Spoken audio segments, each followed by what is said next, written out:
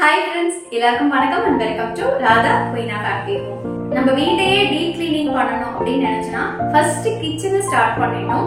அதுல ஒரு பெரிய நிம்மதி கிடைக்கும். அதுவும் இல்லாம அது ரொம்ப பெரிய வேலை. டீப் கிளீனிங்ல 3 ஸ்டெப் இருக்கு. Decluttering, cleaning, organising. எங்க கிச்சனோட டைப் பாத்தீங்கன்னா செமி மாடுலர் கிச்சன். பார்ஷியலா நாங்க கபோர்ட் கொடுத்திருக்கோம். 2 பெரிய கபோர்ட் இருக்கு. ஒரு கபோர்ட்ல வெசல்ஸ் எல்லாமே ஆர்கனைஸ் பண்ணி வச்சிருக்கேன். அந்த வீடியோ நான் ஆல்ரெடி ஷேர் பண்ணிருக்கேன். டிஸ்கிரிப்ஷன்ல லிங்க் தரேன். உங்களுக்கு வேணும்னா செக் பண்ணி பாருங்க. இன்னொரு கபோர்டு தான் நான் பேண்ட்ரிக்கு யூஸ் பண்ணிட்டு இருக்கேன். நான் எப்படி ஆர்கனைஸ் பண்ணிருக்கேங்கிறது தான் இந்த வீடியோல பார்க்க போறோம். சோ வீடியோவை ஸ்கிப் பண்ணாம பாருங்க. உங்களுக்கு கண்டிப்பா யூஸ்ஃபுல்லா இருக்கும். எப்போதும் டீப் கிளீனிங் அப்படின்னாலே எல்லா திங்ஸையும் வெளியில் எடுத்துட்டா தான் நமக்கு ஈஸியாக இருக்கும். இந்த கபோர்டில் 3 ஷெல்ஃப் 3 ரேக் இருக்குது. இது ஃபஸ்ட்டு ரேக்கில் பார்த்திங்கன்னா கொஞ்சம் பெரிய பெரிய க்ராசரி கண்டெய்னர்ஸ்லாம் வச்சுருப்பேன். இப்போ ஃபஸ்ட்டு ஷெல்ஃபில் இருக்கிறது எல்லாமே எடுத்து வெளியில் வச்சுட்டேன். இதை ஃபஸ்ட்டு க்ளீன் பண்ணிக்கலாம். க்ளோஸ்டு கபோர்டுங்கிறதுனால அந்த அளவுக்கு டஸ்ட் இல்லை. இது எல்லாமே கடப்பாக்கல் தான். அதுக்கு மேலே கிரே கலரில் வால் ஸ்டிக்கர் ஒட்டியிருக்கேன். இந்த வால் ஸ்டிக்கரை மட்டும் நம்ம தொடச்சி எடுத்துட்டாலே போதும். கொஞ்சமாக தண்ணி தொட்டு தொடச்சிட்டு அப்புறம் ட்ரை கிளாத் வச்சு தொடச்சி எடுத்துட்டேன்.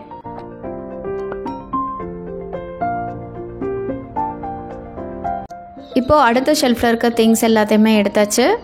இந்த கார்ட்போர்ட் பாக்ஸ்லாம் பார்த்திங்கன்னா ரொம்ப வருஷமாக வச்சுருக்கேன். ஒரு ஸ்டெப் ரேக் மாதிரி க்ரியேட் பண்ணி அது மேலே க்ராசரிஸ் அடுக்கி வச்சுக்கலாம் அப்படின்னு. நம்ம சேனலை ரொம்ப வருஷமாக ஃபாலோ பண்ணிகிட்ருக்கவங்களுக்கு தெரிஞ்சிருக்கோம். ரெண்டல் ஹவுஸில் இருக்கிறப்பிலேருந்தே இந்த கார்ட்போர்ட் பாக்ஸ் யூஸ் பண்ணி தான் க்ராசரி கண்டெய்னர்லாம் அடுக்கி வச்சிட்ருக்கேன். அது எல்லாமே அப்படியே எங்கேயும் எடுத்துகிட்டு வந்துட்டேன்.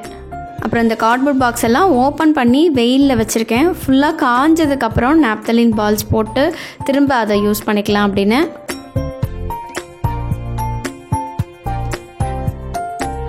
க்ராசரி கண்டெய்னர் எல்லாத்தையும் வெளியில் எடுத்தாச்சு. ஃபஸ்ட் டைம் என்னோட எல்லா க்ராசரி கண்டெய்னருக்கும் நான் லேபிள் பண்ண போகிறேன்.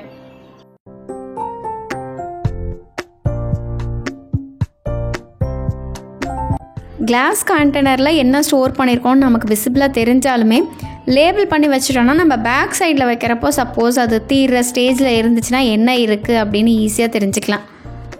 அதுவும் இல்லாமல் லேபிள் பண்ணி வைக்கிறப்போ பார்க்குறதுக்கு ரொம்ப அழகாக லுக்காக இருக்குது.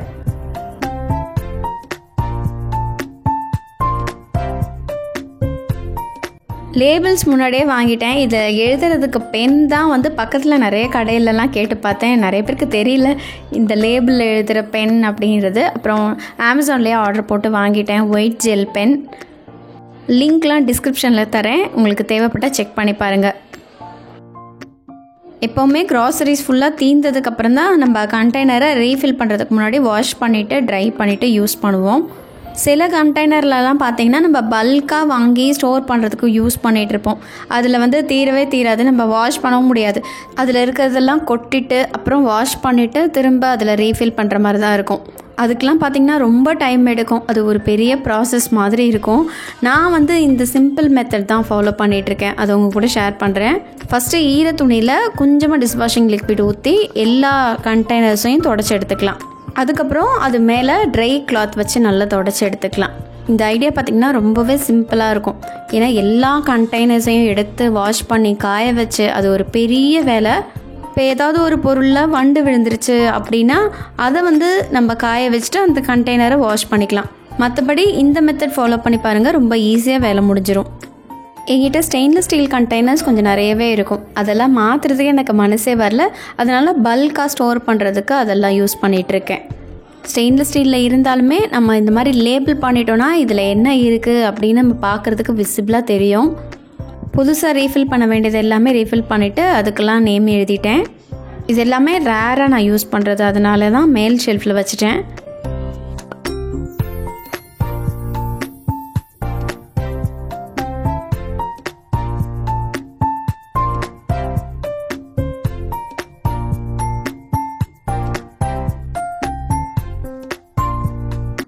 வெளியில் காய வச்சுருந்த கார்ட்போர்ட் பாக்ஸ்லாம் எடுத்துகிட்டு உள்ளே ஓப்பன் பண்ணி நாப்தலின் பால்ஸ் ஒரு 2-3 போட்டு விட்டேன். ஏன்னா கார்ட்போர்ட் பாக்ஸ் வச்சுருக்கப்போ உள்ளே பார்த்திங்கன்னா குட்டி குட்டி காக்ரோச்சஸ் வருது. அதனால் இந்த 3 பாக்ஸ் மட்டும் வச்சுட்டு மீதி எல்லாத்தையுமே தூக்கி போட்டுட்டேன். ஏன்னா இந்த கார்ட்போர்ட் பாக்ஸ்லாம் பார்த்திங்கன்னா நல்ல ஸ்ட்ராங்காக இருக்குது. நம்ம கிளாஸ் கண்டெய்னரே வைக்கிற அளவுக்கு ஸ்ட்ராங்காக இருக்குது. இதுக்கெல்லாம் இன்வெஸ்ட் பண்ணி ஒரு ஆர்கனைசர் வாங்குறதுக்கு நம்ம வீட்டில் இருக்கிறத ஒரு DIY மாதிரி யூஸ் பண்ணிக்கலாம் அப்படின்னு ரொம்ப வருஷமாக இதை தான் ஃபாலோ பண்ணிகிட்ருக்கேன்.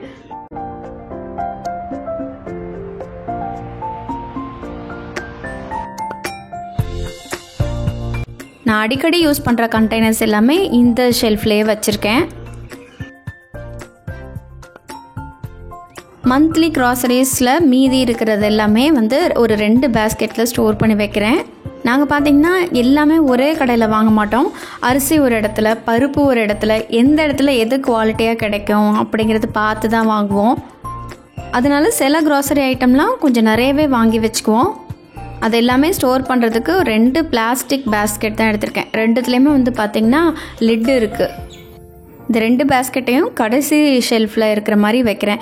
ஏன்னா நமக்கு ஏதாவது தீர்ந்துருச்சுன்னா கூட கொஞ்சம் ஈஸியாக எடுக்கிற மாதிரி தான் இருக்கணும். அதனால தான் கீழே இருக்கிற ஷெல்ஃப்லேயே வச்சுட்டேன். எல்லா ஷெல்ஃபையும் ஆர்கனைஸ் பண்ணி முடிச்சிட்டேன். இப்போ வந்து எப்படி ஆர்கனைஸ் பண்ணியிருக்கேங்கிறத உங்கள்கிட்ட காமிக்கிறேன்.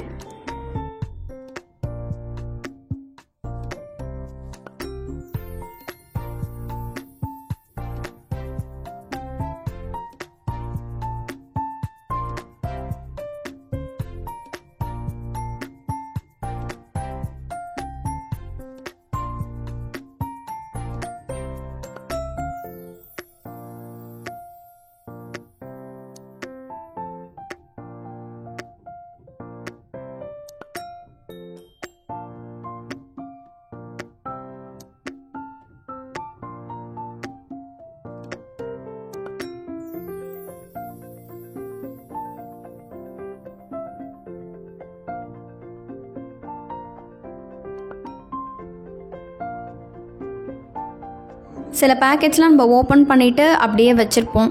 அப்புறம் ரீஃபில் பண்ணதில் மீதி இருக்கிற அந்த பேக்கெட்ஸு அதெல்லாம் வந்து இந்த பாத்திரத்தில் ஸ்டோர் பண்ணி வச்சுருக்கேன். அப்புறம் பக்கத்தில் இருக்க ஸ்பேஸில் மிக்ஸியும் சப்பாத்தி கல் வந்து கிரானைட் கல் அதுவும் வந்து அந்த இடத்துல வச்சுருக்கேன்.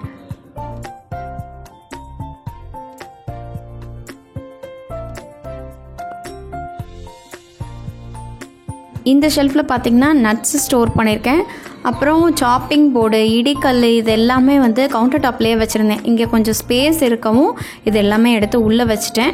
அப்புறம் கொஞ்சம் வெயிட்டான பாத்திரம், இரும்பு சட்டி, பனியாரம் ஊற்றுறது, ஆப்ப சட்டி இது எல்லாமே இங்கே ஸ்டோர் பண்ணியிருக்கேன். இப்படி தான் என்னோடய கிச்சன் பேண்ட்ரியை நான் ஆர்கனைஸ் பண்ணியிருக்கேன். உங்கள் கிச்சன் நான் மாடுலராக இருந்துச்சுன்னா கண்டிப்பாக உங்களுக்கு யூஸ்ஃபுல்லாக இருக்கும்னு நினைக்கிறேன். உங்களுக்கு நம்ம கிச்சன் பேண்ட்ரி ஆர்கனைசேஷன் பிடிச்சிருந்துச்சுன்னா கமெண்ட்டில் கண்டிப்பாக ஷேர் பண்ணுங்கள். உங்களோட லைக் கொடுங்க, அதுதான் எனக்கு பெரிய மோட்டிவேஷன். நீங்கள் இது வரைக்கும் நம்ம சேனலுக்கு சப்ஸ்கிரைப் பண்ணலைன்னா சப்ஸ்கிரைப் பண்ணி சப்போர்ட் பண்ணுங்கள். தேங்க்யூ ஸோ மச் ஃபார் வாட்சிங் ஃப்ரெண்ட்ஸ். இன்னொரு இன்ட்ரெஸ்டிங்கான யூஸ்ஃபுல்லான வீடியோவில் சந்திக்கும் வரை உங்களிடமிருந்து விடைபெறுவது உங்கள் ராதா. பாய்.